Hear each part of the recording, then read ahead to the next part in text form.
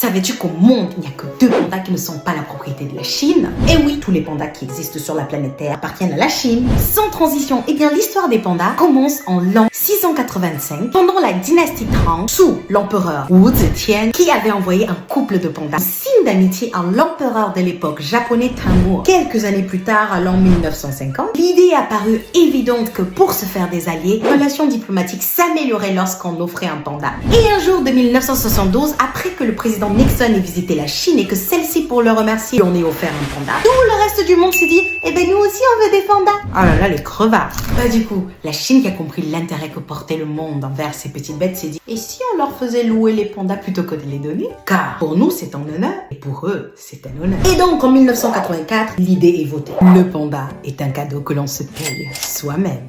Enfin, qu'on loue pendant une période d'environ 10 ans. Peut-être renouvelable, voir les relations diplomatiques que vous avez entre les 2 pays. Waouh!